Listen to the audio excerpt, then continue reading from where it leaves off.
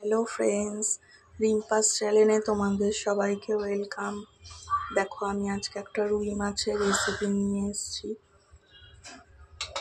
দেখো, এখানে মাছটাকে ভালো করে ধুয়ে নুন হলুদ মাখিয়ে রেখে দিয়েছি। এবার মাছটাকে ভেজে নেব। দেখো, এখানে তেল গরম করে নিয়েছি, এবার মাছটাকে ভেজে নেব।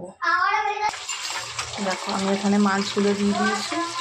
এবার একে একে সব মাছগুলো ভেজে নেব। ফ্রেন্ডস, আমার মাছগুলো সব ভাজা কমপ্লিট হয়ে গেছে। এবার দেখো, এখানে আমি গোলমরিচ, জিরে আর তেজপাতা এটাকে খালি কড়াইতে ভেজে নিয়েছি। এবার এটাকে গুঁড়ো করে নেব। দেখো, আমি এখানে কড়াইতে সর্ষের তেল দিয়ে দিয়েছি। সর্ষের তেলটা গরম হয়ে গেছে। এবার দিয়ে দিলাম এর মধ্যে কালো জিরে। এবার দিয়ে দেবো গাঁটি কচু আর আলু। দেখো, এখানে গাঁটি কচু আর আলুটা দিয়ে দিয়েছি। এবার এটাকে ভালো করে ভেজে নেব। দেখো, আমি এখানে গাঁটি কচু আর আলুটাকে ভাজা ভাজা করে নিয়েছি। এবার এর মধ্যে দিয়ে দেবো নুন আর হলুদ। দিচ্ছি নুন।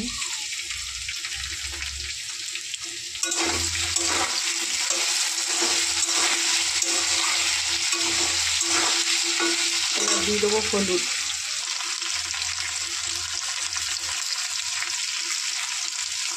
হলুদ দিয়ে দেবো।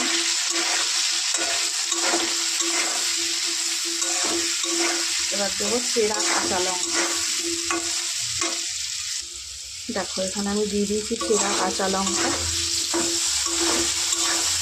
এবার আমি আরেকটু ভালো করে ভেজে নেব।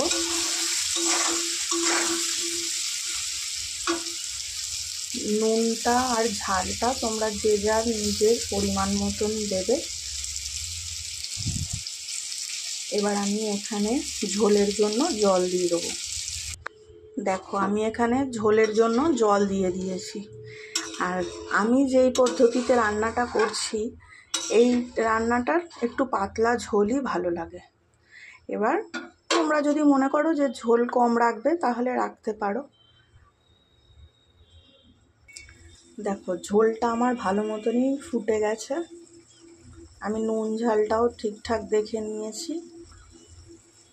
এবার আমি এর মধ্যে দিয়ে দেবো ভেজে রাখা মাছগুলো।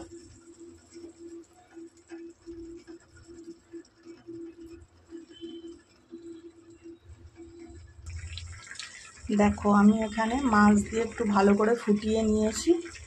এবার যে জিরে আর গোলমরিচ আর তেজপাতা যেটা খালি কড়াইতে ভেজে রেখেছিলাম, সেটাকে দেখো আমি একটা মিহি পেস্ট করে নিয়েছি।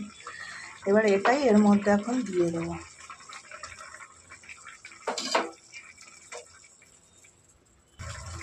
দেখো, আমার মাছের ঝোল রেডি হয়ে গেছে। তোমরা এভাবে একবার বানিয়ে খেয়ে দেখো। আশা করি তোমাদের ভালোই লাগবে। টাটা বন্ধুরা, বাই।